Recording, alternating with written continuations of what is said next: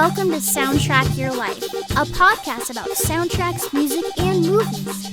Each episode features a guest and focuses on a specific soundtrack and the personal stories connected to it. Now here's your host, Ryan Pack.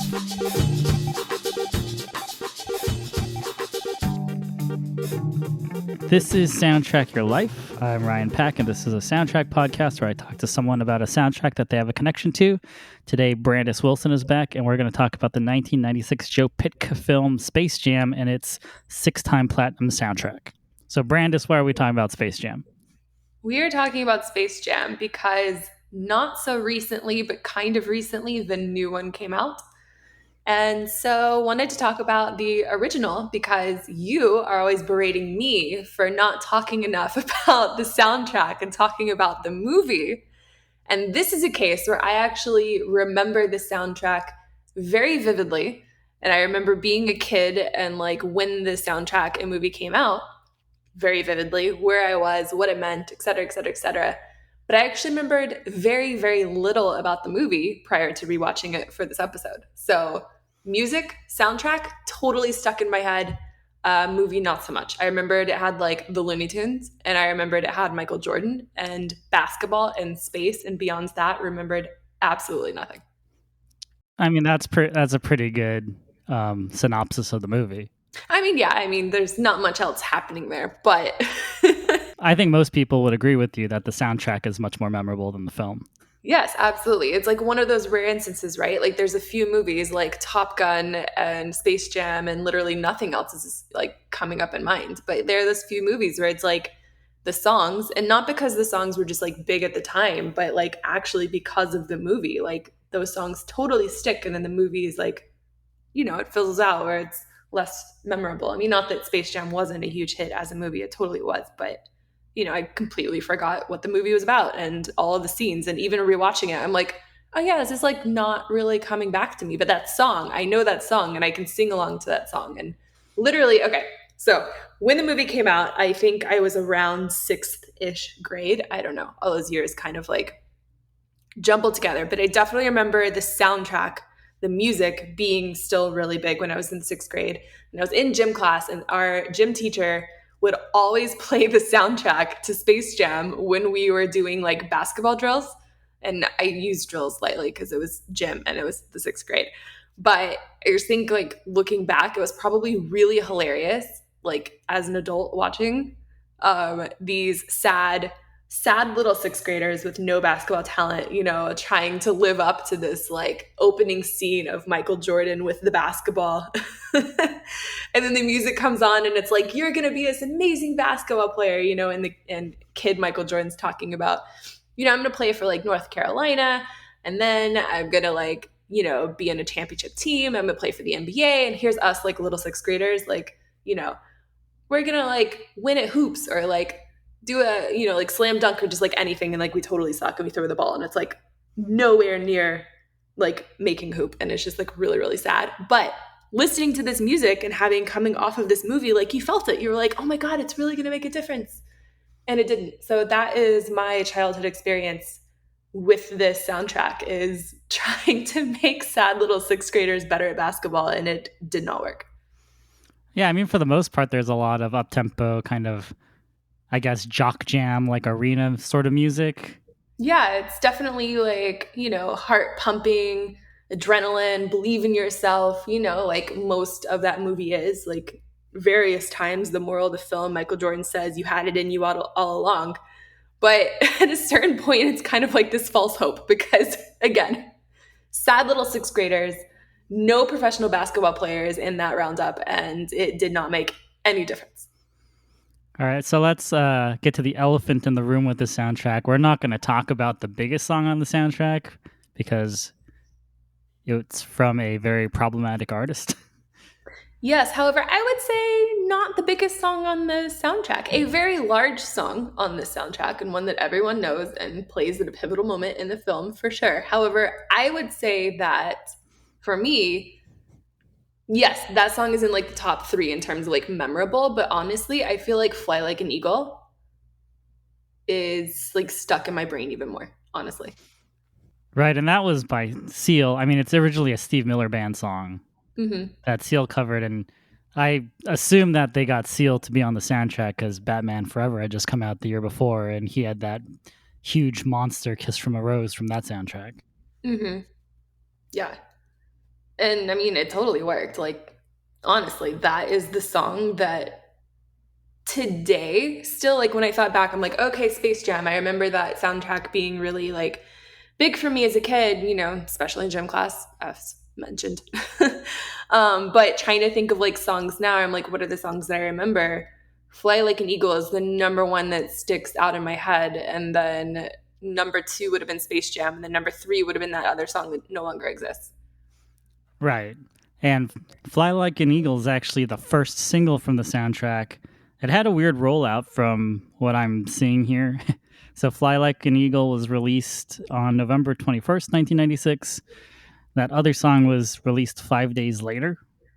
And then Space Jam was released like a week after that. So it seemed like they were just rolling out singles week after week. Yeah, and I mean, whatever, it worked. Like, again, like the music definitely endured. It's interesting to me that they wouldn't have rolled out like Space Jam, like the title song, first. That's actually kind of interesting. Yeah, and I actually read an article on that song while we were researching for this movie. So the Quad City DJs, they're the ones that recorded the theme for Space Jam, and I guess they were big enough at the time to demand that if we're going to be on the soundtrack, we want to do the theme song. Good for them. And I feel like they're one of those groups where you kind of forget that someone actually had to write some of the songs they do. Like they're so big, you know, like that Train song they did or the Tootsie Roll song. Mm-hmm. Like you just assume that like they've just existed forever, so you never go back to look at like, oh, there's actually a recording artist who had to like arrange and record the song. Kind of like the Cha-Cha Slide too. Like you just know that it's there. Yeah, exactly. So yeah, they had enough clout at the time where they were like, if we're, you know, they were kind of skeptical of this Bugs Bunny Michael Jordan movie that they wanted them to be part of. You don't say. So they're like, well, if we're gonna be part of it, like we want to do the theme, and so they got it, and obviously it became a huge hit. It's a song that everyone remembers, and you know, it's a song that has outlasted the Quad City DJs. Yep, definitely. It's interesting though that like it actually didn't get much playtime during the movie. I was surprised by that. And like in my head of like what I did remember watching the movie as a kid when it first came out, I really thought that that song actually played a much larger part. You know, when it's like the final like throwdown, like that last game where like everything's on the line. Like I really thought it had a bigger moment there. And it's played there, but it's one of multiple songs played during that like sort of climactic moment. And it's just interesting because it is the theme song. So like I would have expected it to have like popped up a few more times and have a bigger role, but it was just kind of like one in a string of like many. I found that very interesting. I also forgot how much original score there was too to the movie. And I guess that came out as like a separate album, like wasn't really included in the soundtrack necessarily. So it's actually two albums from the movie Space Jam, which is like crazy.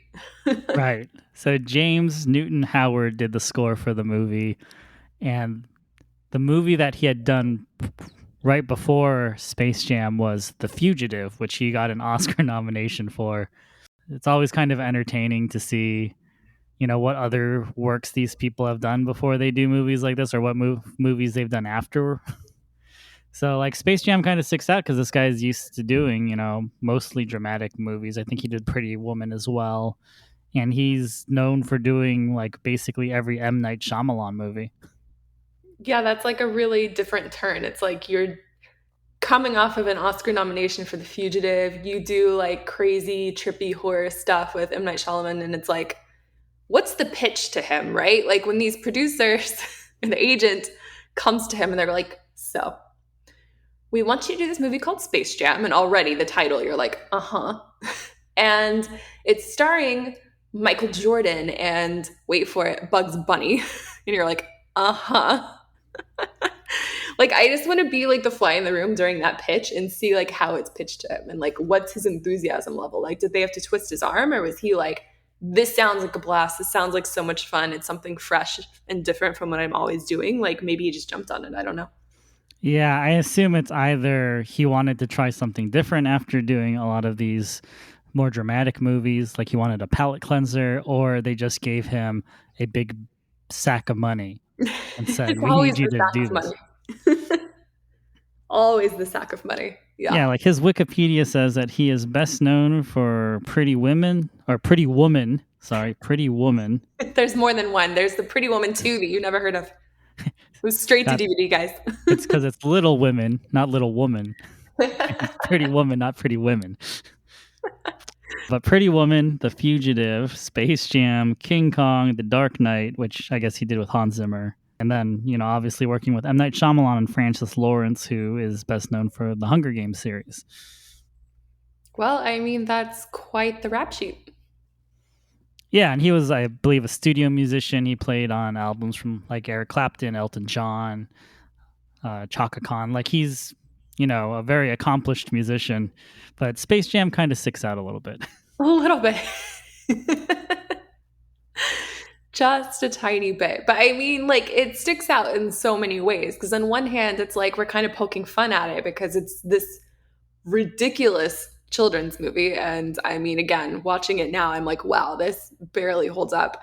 But on the other hand, it's like you have like this great soundtrack and you have this person, scoring it who's obviously very accomplished and talented. You have some of the best basketball players like at the time and ever. I mean, if you're looking at the credits, it's like the list of names is just like himself, himself, himself, himself, plus like Bill Murray and just like all this talent. It's crazy because it's like a stupid, goofy movie, but there's so much talent in it, like in so many names. It's like, who were the producers who made this happen? It's incredible. Right. And this movie, which, many people would say is just a commercial for Michael Jordan, was based off a commercial of Michael Jordan. I mean, the whole opening title sequence, which is like, I don't know, 5 minutes long, is nothing but clips of Michael Jordan. So, yeah, arguably one prolonged commercial for him in his shoes. I think it's funny that it's like a very hip hop oriented soundtrack, and I feel like Michael Jordan's more of a jazz person. So it's basically, hey, Michael Jordan, this is what the kids are listening to, so we're just going to shove a bunch of these people on the soundtrack, and you're just going to have to deal with it. I mean, to be fair, though, again, when you have that, like, there's a certain genre that just works for stadiums, you have to get that, like, adrenaline pumping, like, it's the heat of the moment. You're about to go on to the, the court. I don't know that jazz is really, like, that great at jazzing you up for a game. Yeah, that's true. There. I just remember watching that documentary on Michael Jordan and the Bulls, The Last Dance. Mm-hmm. And at one point he's like on the team bus and he's like, oh, I got this jazz album like before it's coming out. And he's just like sitting in the back of the bus, just like rocking out to this jazz record. And then it became a meme where people turned, like, I think someone was like, here's him rocking out to the X-Men cartoon theme. I mean, maybe that was his like pre-show hype, but I think when you're watching it, you kind of need something with a little bit more energy. Yeah, that's true. This is definitely a pump you up sort of soundtrack. Mm-hmm. Very much like a relic of the 90s. Not a lot of the artists here are still relevant today. The Spin Doctors featuring the late Biz Markie, I totally forgot that was a thing. Yeah, it's really interesting because looking back, I guess, again, because, I was like a kid at the time, it's like I sort of compressed those like late 80s, early 90s.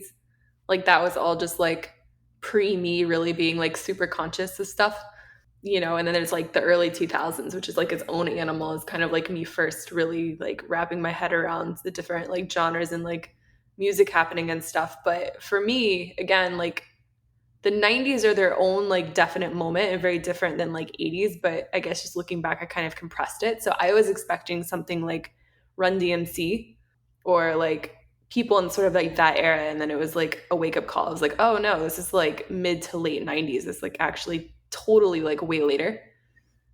And Right. Then, like listening to the music again and looking at the soundtrack, it's like, oh yeah, no, I'm like totally divvying those up in my mind. Like as a kid, I just sort of like compressed it, but as an adult, I'm like, oh yeah, no, it's like totally different music, a totally different sound. It's just weird, like how as a kid you like distort things, and time is just like not a real thing. Yeah. For me, this conjures up a lot of high school because this is when the soundtrack came out, and Coolio was a big deal.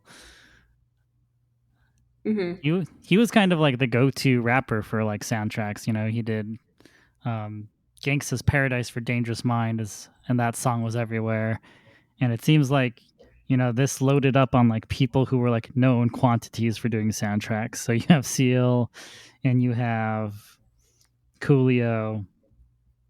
And Jay-Z even shows up on here. I forgot Jay-Z was on the soundtrack. Yep. So it's pretty loaded, but then you have a lot of people who got like stuck in the 90s, like All For One and Salt and Pepper. Yeah, definitely. It's sort of like this little time capsule of, again, I think like that 80s, a lot of 80s artists endured maybe like a little bit better. And like for some reason, the 90s just got a little bit like skipped over. Yeah, I think Salt and Pepper might be doing some sort of like Lifetime, like behind the scenes series. And I think they're all feuding over that now. And there's not going to be like, oh, Salt and Pepper's going to be headlining Coachella in a couple of years. They might. Seeing how things are going with the pandemic, it's possible they will be the only people willing to headline Coachella in a couple of years. Yeah, let's start small. Will there be a Coachella in a couple of years? Yeah, we'll start there. First. Music festival, still a thing? Hopefully. Yes, I am definitely looking forward to it, but I am not ready for that yet.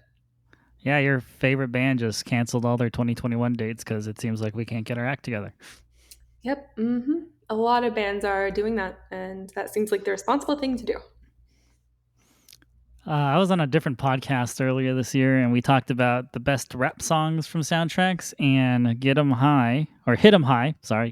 High, the Monsters anthem was on the list, and I thought that was a bit of an odd choice. I like a lot of the artists on the song, and I didn't remember it existed until I had to talk about it on the podcast. Yeah, that one never really like stuck with me afterward. Like I said, like those were like I already mentioned like sort of the top 3 songs that I remember from this soundtrack. But then as I was like watching the movie again and like listening, it's like, oh yeah, I remember this one. I remember this one. That wasn't really one of the ones that stuck with me for some reason. Yeah, and it's a pretty loaded song. You have Be Real from Cypress Hill, you have Busta Rhymes, you have Coolio on his second song on the soundtrack, LL Cool J and Method Man, so you have a lot of people who are still relevant now. But it just seemed like kind of a filler song. I mean, it served a purpose in the movie, but as far as like a standalone, I'm going to skip to a song on my phone to listen to, it's usually not very high on my priority list. No. And it's kind of like that when you have like, I mean, they weren't necessarily like the writers of the song to like make the song. They're more like performing it, but still it's kind of interesting in that a lot of times when you have these sort of like super, I'm not say super groups because it's not a group, but like picking a lot of different like talent and putting them on like one thing, like sometimes this stuff doesn't really pan out. Yeah, I don't think there's many what they would call in hip hop a posse cut. There's not a lot of posse cuts that tend to be super memorable from movies. Yeah. I would assume it's probably like all these guys are not even in the same studio at the same time. It's just like, oh, we need you to do a verse. So there's kind of that, they lack that chemistry and cohesion. Yeah, I can definitely see that happening. Too many cooks in the kitchen and too many like people behind the payroll making the decisions instead of the artists in the booth. Yeah, and they're probably told to, reference certain things, and then it basically just becomes rapping for a commercial. Which is what this is. It's just like one giant commercial for Air Jordans, right? Yeah, pretty much. I heard the second one is just a huge commercial for just all these Warner Brothers animated properties. I saw a screenshot of like Rick and Morty showing up or something. Sorry if that's a spoiler to people, but Huge spoiler. And I was like, wow, this is kind of all over the place. I remember reading a review on the second soundtrack from Pitchfork, and they said like John Legend is on it, and he has 2 songs, and they basically made some snarky comment about how he hasn't turned down basically an endorsement since like the George Bush era. Well, I mean, he is the spokesperson for Genesis. Oh, is he? Yeah. Mm-hmm. I guess I shouldn't be that surprised. So, yeah, I mean, that statement totally tracks. He's taking home, I mean, I don't know if that contract is still open, but for at least like a year or two, he was definitely like bringing home the money for Genesis. I guess the opposite of that would be D'Angelo, who's on the soundtrack. He kind of just disappeared for a while and then only shows up when he wants to show up. You know, that can like work for you being like that very discerning artist, or it cannot. Sometimes taking that commercial money and taking that sellout money actually helps your career and keeps you in the spotlight. I guess you gotta, you know, what's the term? You gotta strike while the iron's still hot. I guess that's what John Legend's trying to do. Yep. When you're hot and in the headlines, make the most of it. Make that money grab. Commercials really do pay well, guys. I cannot say it enough that, you know, making a movie makes money, touring, releasing an album, it makes money, but for the most money for the smallest amount of work, it's those commercials.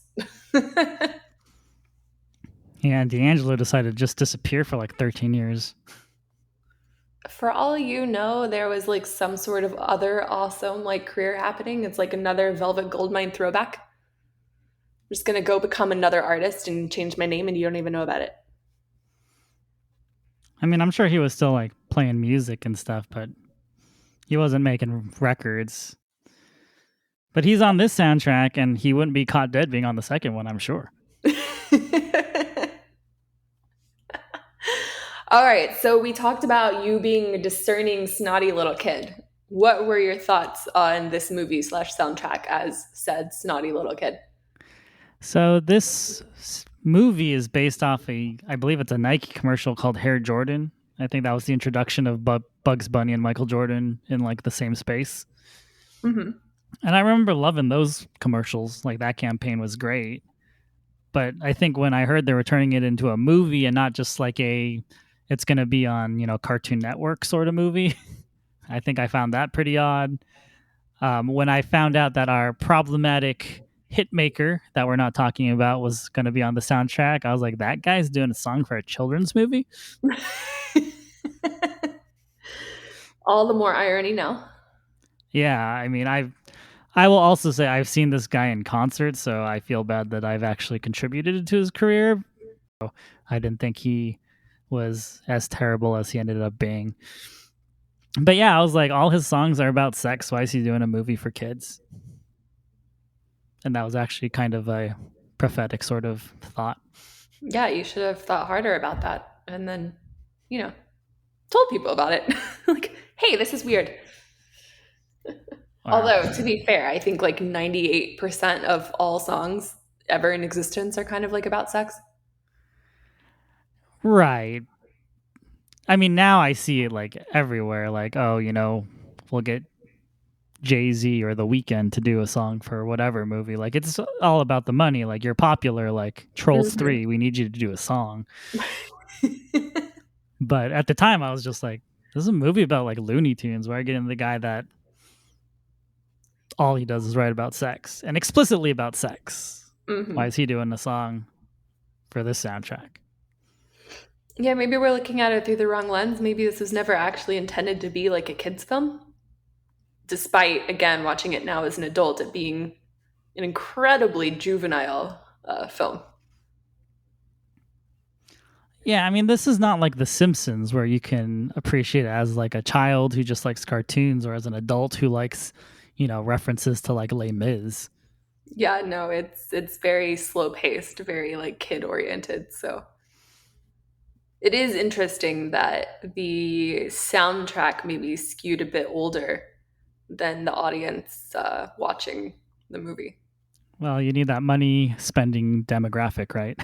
Exactly. It's not the 5-year-olds and the 7-year-olds buying the albums or buying the album, I guess. Yeah, because if it was for like 5 to 7 year olds, you would just release a soundtrack of like sound effects. Here's 25 different farts. Oh my god. Do they even have a soundtrack for like Teletubbies?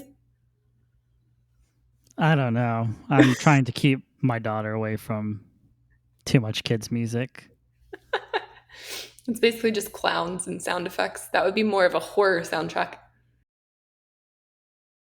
I mean, it's nice that now, like not a lot, but there's artists from, the 90s that are making children's music now, so it's a little bit more bearable. Yeah. But anyways, they weren't making children's, like this soundtrack was not meant to have children's music. Mm-mm. Like this was definitely meant for the adult demographic, that coveted 18 to 35 demo. Coveted for everything. But I mean, they did it right. The soundtrack was very successful, peaked number 2 on the US Billboard 200, and apparently was right behind Aerosmith's 9 Lives, which is crazy ironic because I feel like that's a band that has had 9 lives. Yeah, we could do a whole thing about Aerosmith, I'm sure. There's like 7 different comebacks there, but in 1997, would have thought that still would have been past their prime, but they topped this soundtrack. But still, for a soundtrack to go that high up on the Billboard, extremely successful. And again, it went platinum 6 times. So whoever put this sucker together did a very, very good job. Yeah, because it sold 6 million. It has 6 singles, though I can only recognize 4 of them. But yeah, it sold 6 million copies. That's like a ton of records. Mm-hmm. And I can definitively say that one of those sales was my 6th grade gym teacher. Oh, absolutely. This is before streaming, so they couldn't just be streaming it off of Spotify. Right? I remember too, like back in the day when you'd have like the wannabe like cheerleader people like doing their own mixes. And you couldn't like, you didn't have like your own professional mixing equipment. So it was like start, stop the tape, start, stop the tape. Oh, So yeah. like I can definitively remember like my friends putting together like different, quote unquote mixes from like this soundtrack and like these songs, but they were not mixes in a professional sense in any form or fashion. This was the 69th best-selling album of the decade between 1990 and 1999, according to Billboard charts. That's crazy. That's 10 years of music, and this was number 69. Yes. How ironic. Well, we'll refrain from making a 69 joke. Yeah, we just did. We just refrained from making that joke. No, I mean, that's insane for a soundtrack. Like, I would never expect a soundtrack to perform that well within like a whole decade. Yeah, like you said, it's one of those soundtracks that kind of transcended the movie, like Top Gun, and I feel like that's the direct comparison for, something that sold 6 million copies and had 6 singles. Mm-hmm. Yeah, I mean, honestly, I was trying to think of that. I was like, okay, what's a list of soundtracks that I remember better than the movie? And honestly, like, and not just me, but just like in pop culture, like honestly, Top Gun was the only thing I could think of. I'm sure there are more, but that I think is probably the quintessential thing to swing for. Yeah, absolutely.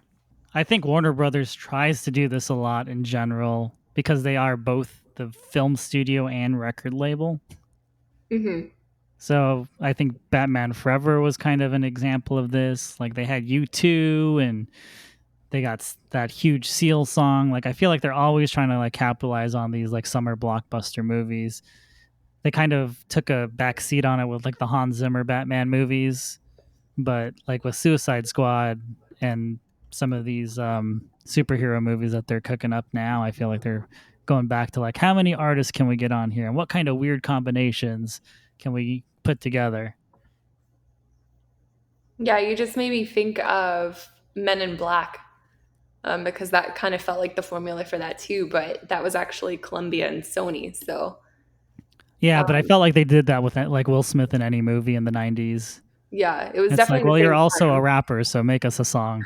Yeah, it was definitely the same time. It was 1997, so almost the exact same time period, but it's like very much the same formula of let's put together a whole bunch of like songs, make like a theme song for it, and let's try and make that as big as the film.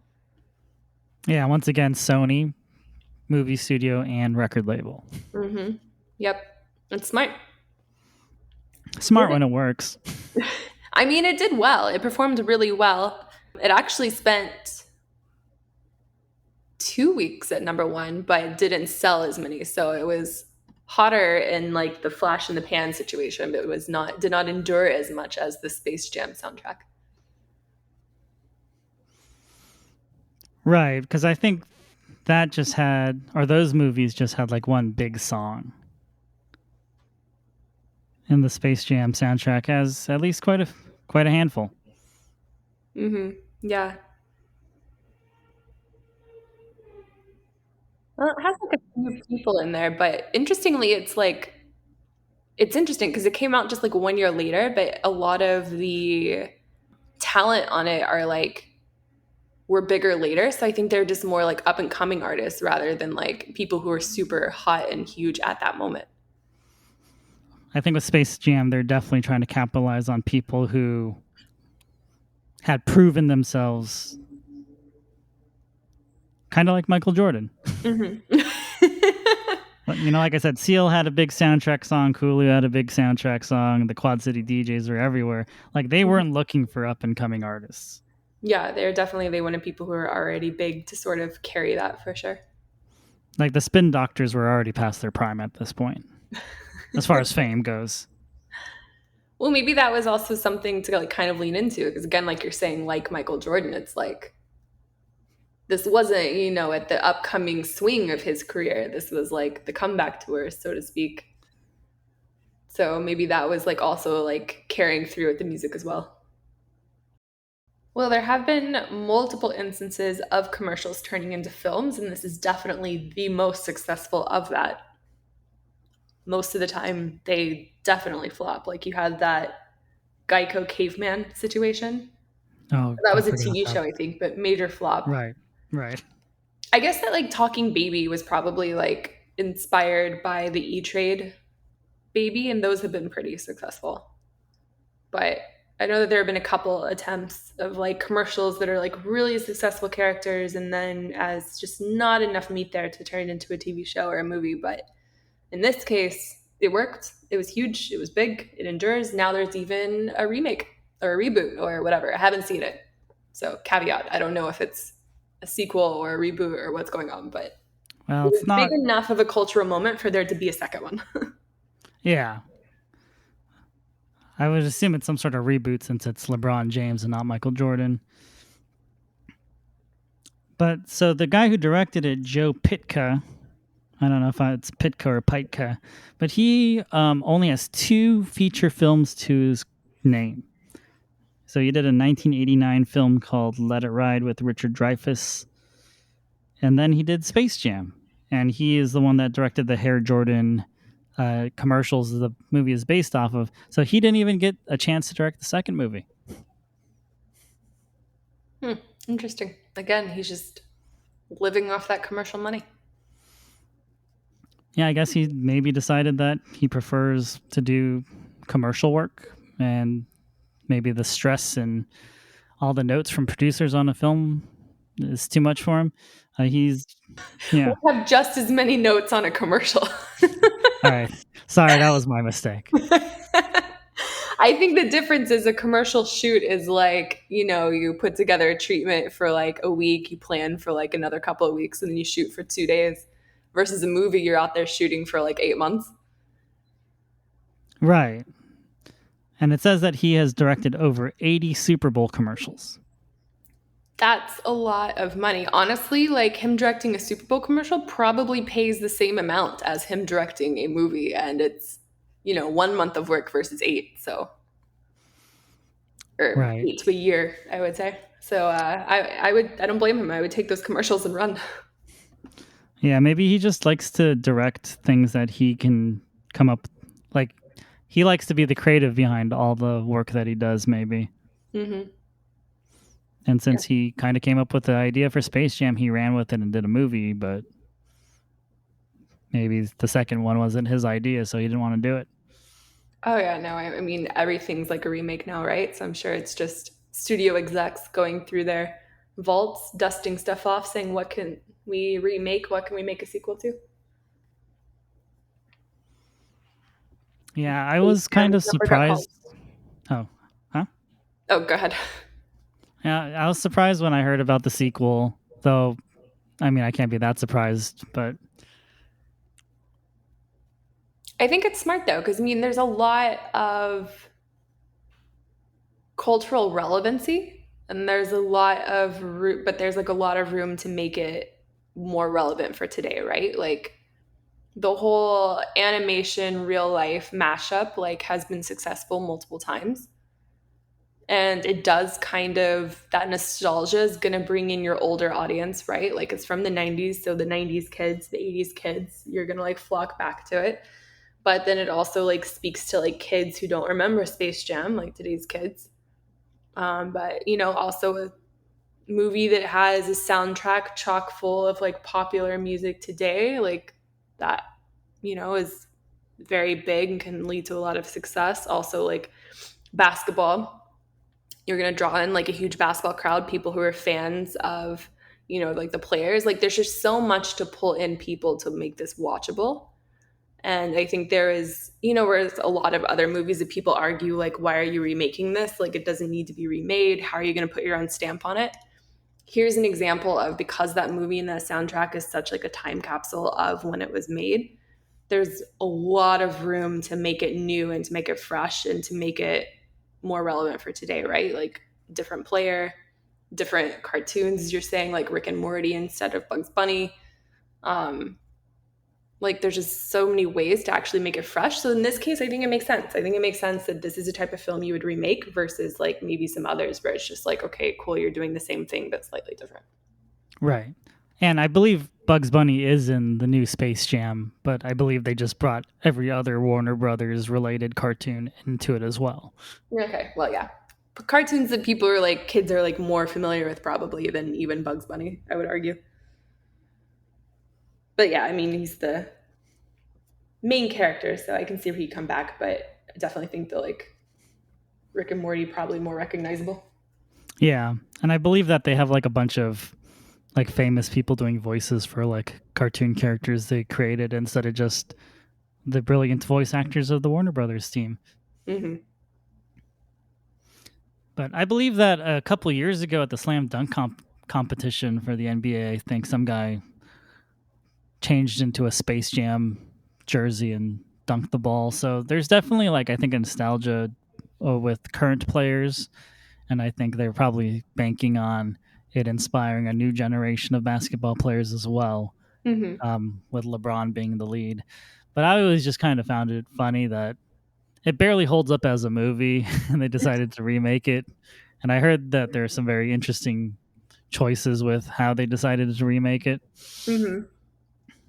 Like I think I heard that it just turns into a cartoon at one point, like LeBron turns into a cartoon, and it just becomes an animated film.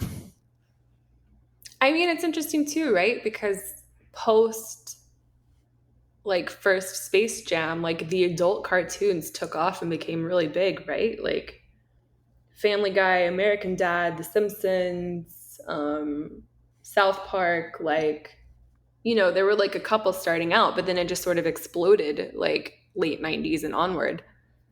And so I don't know. And like it might not be that weird to like people our age now, like watching that happen because we're so used to like adult cartoons. And then obviously for kids, it's not going to be weird because it's a cartoon.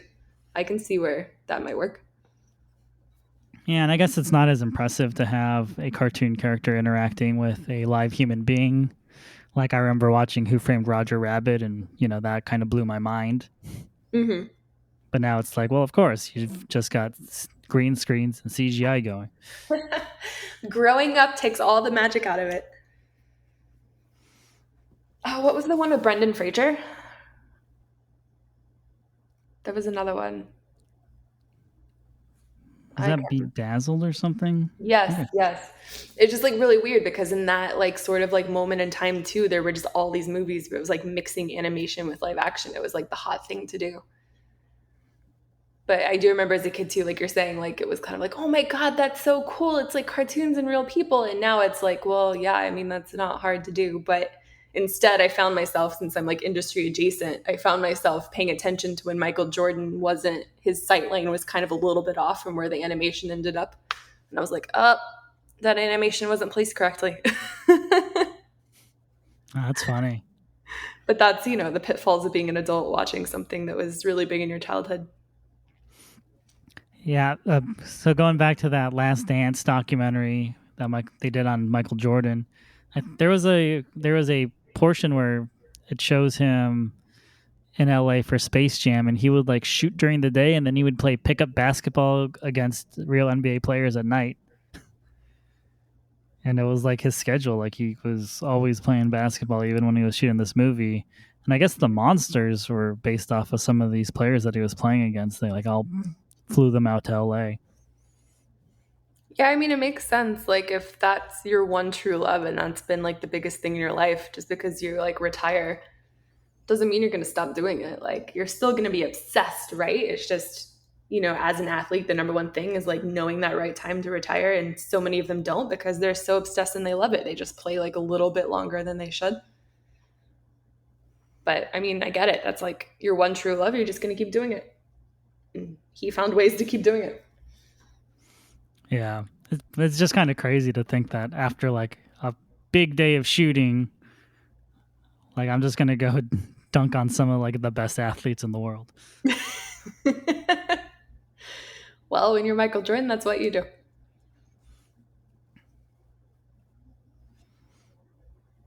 Man, I think we've covered most of the songs on the soundtrack. There's a Monica song that I guess we didn't talk about, the Barry White and Chris Rock song. And then the fact that Bugs Bunny raps at the end, right? Yes, but it has an asterisk by it. It does not appear in the film, which I was surprised about too. I actually kind of thought that they would have had like some rapping characters in there, but it didn't happen. Yeah, I figured that just by looking at the track listing that the Monsters anthem would have been rapped by the cartoon characters, but I think it just plays while they show up. Mm-hmm. Yeah, like their hype song. And you would think it's a cartoon, so you might as well just have them rap it. No one's going to be like, well, that's Method Man's voice. That's not an alien.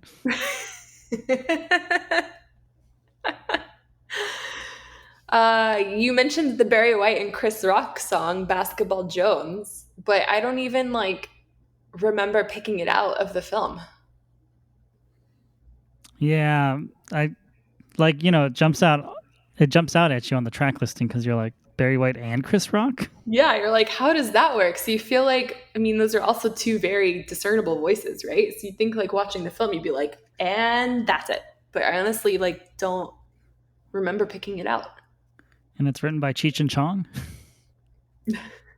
So where did it go? I have no idea. It doesn't have an asterisk. It doesn't. Yeah, it's in the film. Yeah, there's a Coolio song and the Bugs Bunny song. They have asterisks that they're not actually in the movie, which is, our my favorite term, the music from and inspired by the motion picture soundtrack. Right. Do you think there was like Coolio was just like watching the film and then like they were so inspired, they're like, I have to go into the studio right now. I've got to set something down. They gave him a big bag of money and said, we need you to write a song for this movie. The soundtrack is 2 tracks too short, so here's your bag of money, be inspired. Yeah, just in case we don't have enough hits on the soundtrack, we need you to make another song. Yeah, I like my version better. I like the thought that he was just so inspired by watching this film that just this masterpiece came out of him. I mean, it's possible. I heard that with the Black Panther soundtrack, they asked Kendrick Lamar to do like 2 songs, and then he came back and said, like, here's your whole soundtrack. Yeah, I can see that. He watched the movie and was like, oh, I've got all these ideas, and he made like a whole album for them. Yeah, it's really great. But, Black Panther and Space Jam are two different animals, so. Well, I mean, it's possible. I don't know Coolio personally. Maybe he really liked the movie and was like, that monsters theme verse is not enough. I've got like 3 other verses I could have used. Let's just put it into a different song. Where's Bill Murray's theme song? Where's his anthem? I assume that's on the James Newton Howard soundtrack, the score. I want the one that's like, better luck next time, kid, because you can't get in the NBA or the NBA. I want that song to be on here. I feel like he deserved that moment. That's true.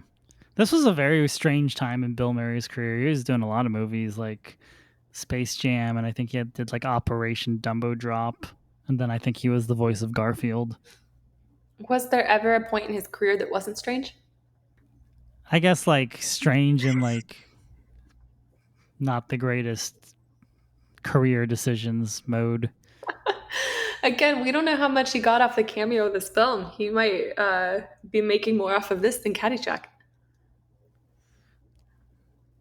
I mean, I guess that would make sense. He did take quite a break before. Well, it was just a couple years before Rushmore. Yeah, no, just really interesting people that they pulled together with this. I mean, because again, as a kid, I don't know who Bill Murray is. So I was totally floored when rewatching this and he showed up. And I'm like, but again, because of course he shows up in everything, but also just did not realize that he was in it. Right. And then like Wayne Knight as the agent. And while Wayne Knight isn't maybe as big of a deal now, like he was, he was on Seinfeld, he was in Jurassic Park. Mm-hmm. Yeah, he definitely has his moments when he shows up. So he was definitely, I think, someone that was a big deal then. Like, I know he's always been a character actor, but like everyone knew who he was at the time. Yeah, it's definitely a fully stacked film.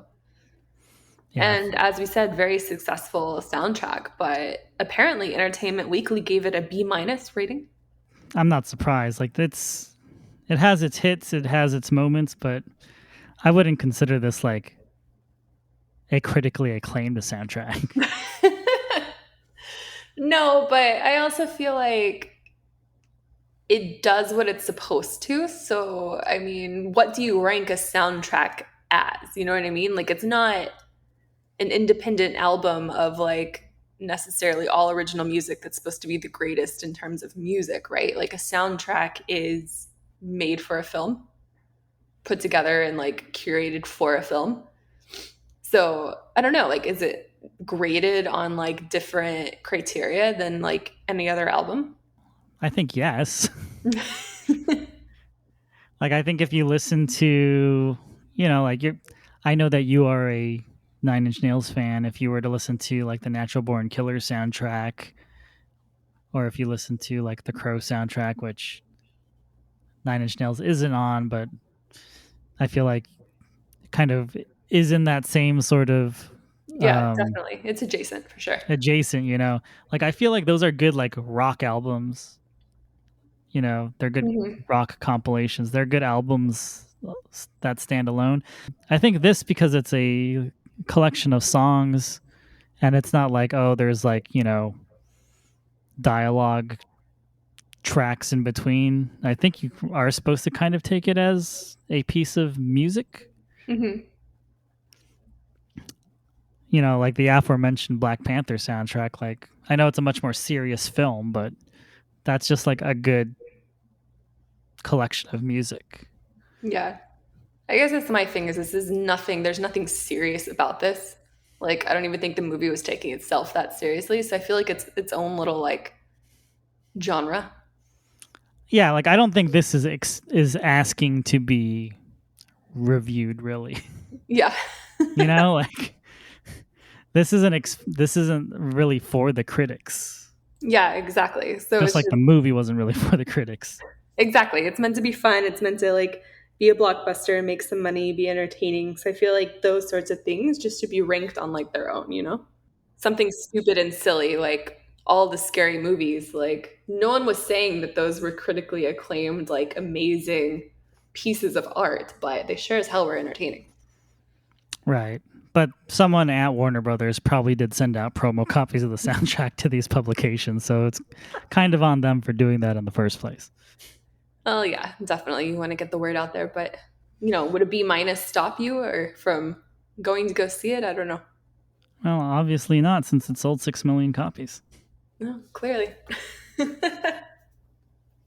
Yeah, I mean, I don't think it got a B- just because of Buggin' by Bugs Bunny. You don't know that. Maybe the reviewer had a traumatizing childhood experience from Elmer Fudd. Yeah, they were like, it was an A until I heard Buggin', and then I had to drop it to a B-.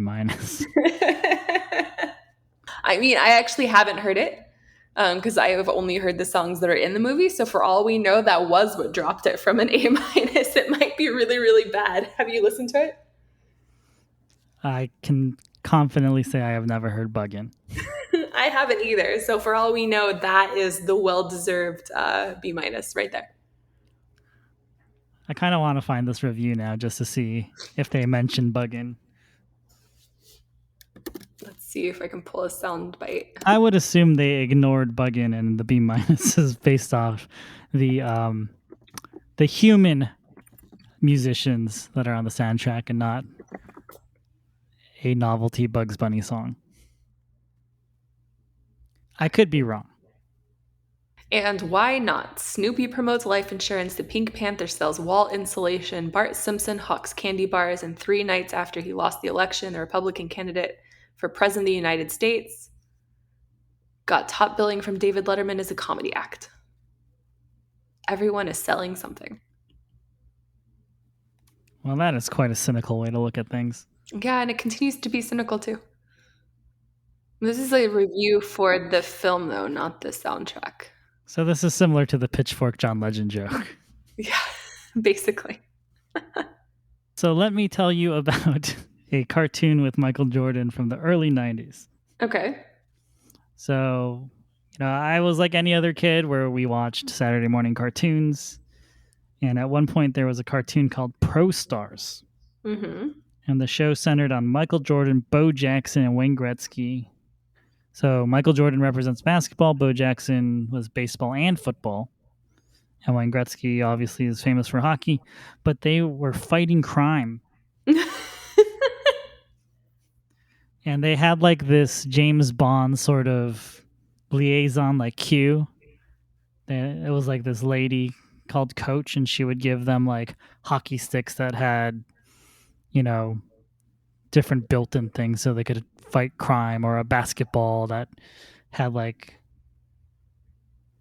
different controls in it so Michael Jordan could use it as like a weapon. That is amazing. That is also still right in lockstep with the time of, which I'm sure I've talked about on this podcast 30 million times because it was really significant in my childhood. But the Mighty Ducks cartoon? Not affiliated with the live action with like the little kids, but the actual like alien ducks fighting crime. Yes. That's what that reminds me of, with like the tricked out hockey sticks and like all that. Right, but they were actual ducks. They were alien ducks. It wasn't their actual voices, but it was supposed to be like a Michael Jordan, Wayne Gretzky, and Bo Jackson actually like fighting crime. I love it. I want to watch it. Was it good? Not great. Well, the Mighty Ducks was great. So take that. Athletes fighting crime versus athlete alien ducks fighting crime. Yeah, I mean, I never really got into the Mighty Ducks because I don't know. Because it's alien ducks playing. Because it's alien ducks. But I was like super excited about this cartoon because I was just a fan of all sports. So I was like, oh, cool. Like there's going to be this Wayne Gretzky, Michael Jordan cartoon. And it's not even their voices. Like once the cartoon starts, I think sometimes like they would show up to like intro each episode. Well, I wonder if that was like kind of where it fell off, is it just wasn't saturated enough in their lore, It's like it took the premise of like them and fighting crime, but then it didn't really have like their personalities backing it. Right.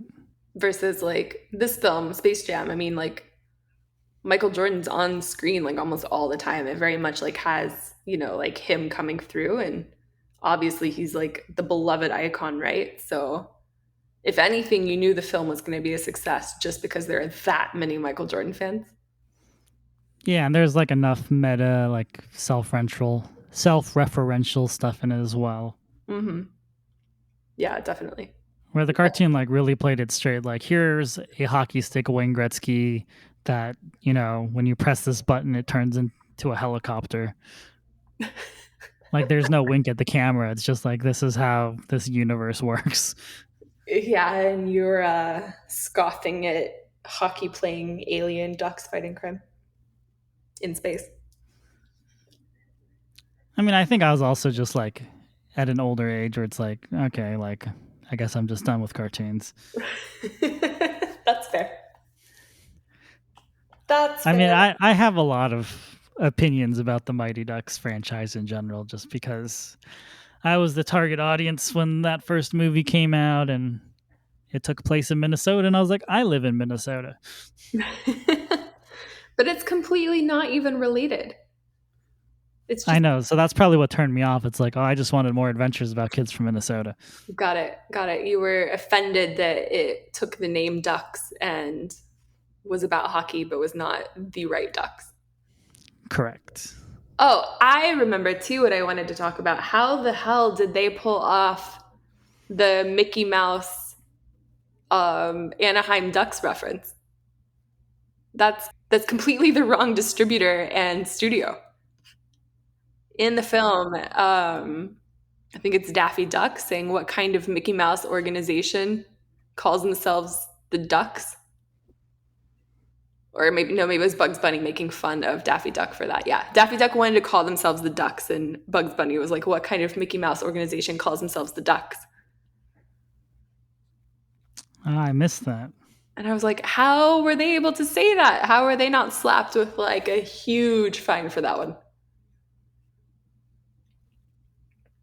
I thought that was a really good dig. I guess it was talked about a lot at the time. It was a controversial joke. But I don't see any real blowback from it, other than like it was a very racy joke. Yeah, like I don't know that brands and companies really took swipes at each other like they do today, and not even like organization calls themselves the Ducks. I can totally see them getting away with that, but saying Mickey Mouse, especially in like a derogatory way, like I would have thought Disney would have been all over that. Apparently someone was sleeping on the lawsuit button. That doesn't happen at Disney, and you know that. So thanks, Brandice, for coming back and chatting about Space Jam. Always. Oh, I forgot to tell our dedicated viewers, or listeners, I should say, where Nicole was. She gives her apologies. She could not make it. She was too busy spying through Ian McGregor's bathroom window, but she will be back next time. Yes, and we'll have to ask her about her thoughts on Space Jam. Yeah, you can choose to include that or not. So follow us on Instagram at SoundtrackCast, on Twitter at @soundtrack_your. We'll be back in a couple weeks, hopefully. Thank you for listening, and we'll catch you next time. Adios. Thanks for joining us this week on Soundtrack Your Life. Make sure to visit our website, soundtrackyourlife.net, where you can subscribe to the show on Apple Podcasts or Spotify. While you're at it, if you found value in the show, we'd appreciate a rating. Or if you'd simply tell a friend about the show, that would help us out too.